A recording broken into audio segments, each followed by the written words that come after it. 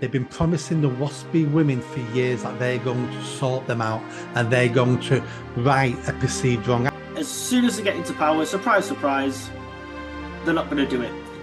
This is very typical of this Labour Party, isn't it? You know, lying to get the votes and getting into power, then you turn on it. We've got videos of all the senior Labour politicians over the last few years holding signs going, I stand with the Waspi women. I stand for women to get fair pensions. And they stood there holding their signs that normally say refugees welcome, but they changed them all for this particular thing.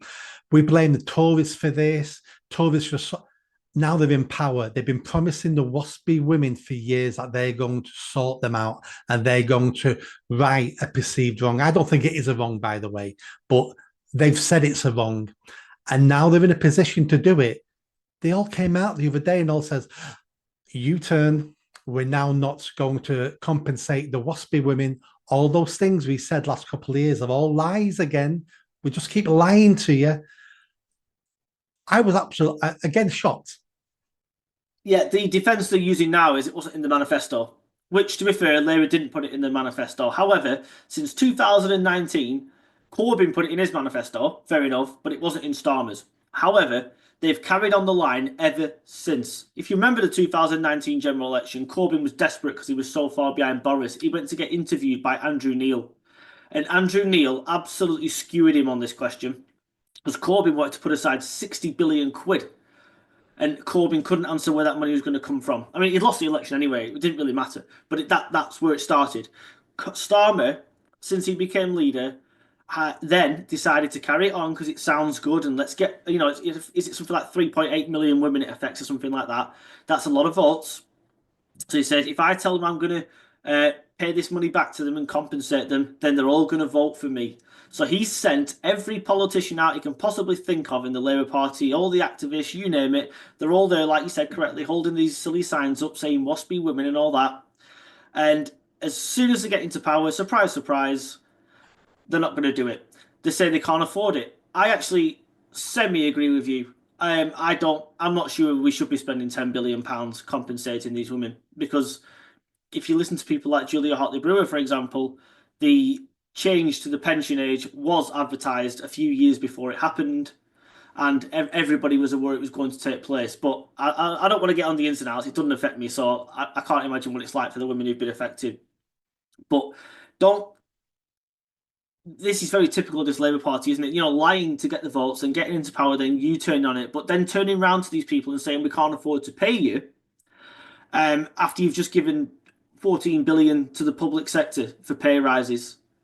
You know, after you've just spent 22 billion on some carbon capture technology in Merseyside that's completely unproven and probably won't work. You've just sent 61 million quid to Syria. You know, another 35 million to Ukraine. There's money flying out of this country all over the place, with 500 odd million to foreign farmers, and then you tell citizens of this country, you're not our priority. Actually, foreign countries are our priority, and that's really at the roots of what's wrong with this government as a whole. They don't care about Britain, and they don't care about British people. And just as a really important point here, when he sent out Liz Kendall to make that statement, he wasn't even there. He'd left the country again. He just got back from Norway, and what happened? He decided to jet off to Estonia.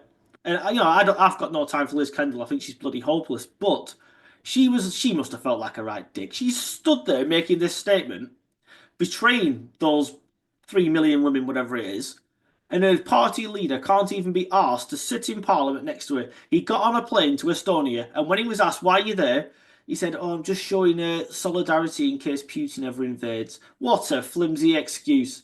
The spineless little weasel didn't want to sit there and take the flak for another one of his own U-turns, so he had one of his little lapdogs go out there and take the flak for him. Here's a question for you.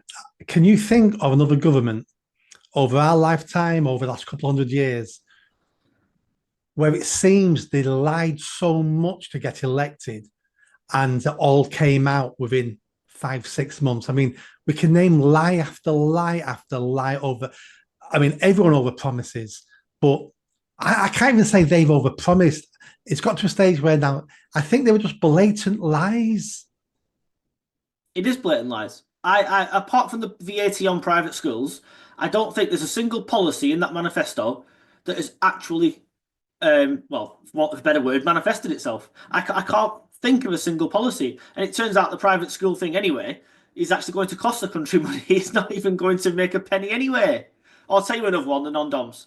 But that's also costing us money now because they've all gone in huge numbers. So, yeah, the two policies they have kept in the manifesto have cost us a lot of money, and the rest was complete and utter rubbish. So I've never seen a government collapse this fast. I've I don't really believe manifestos anyway. I tend to read them because I'm a bit of a nerd, but I don't really believe them that much. Um, it's quite right they've collapsed in this way because people are not stupid, and Labour took the electorate for stupid people. If I tell them the bills are going to go down, they'll vote for me. If I tell them, I'm going to tax the rich even more, they'll vote for me. Some of them, stupid people, might vote for me. And unfortunately, some people were conned by that. Some weren't. Some just wanted the Tories out, and the rest just stayed at home. Unfortunately, and that's why we've ended up with this government that we've got now. And unfortunately, we're stuck with it for the next 4.5 years. Even if we're not stuck with Starmer, we're stuck with Labour. I still don't think Labour will last the full term. I think external forces will cause something where we end up back at the ballot box. But hey, what do I know? I thought Starmer would be gone by Christmas, and he's not going to be gone by Christmas. Because it is Christmas, let me put my hat on, my Christmas hat on. Let's get my hat on. There we go.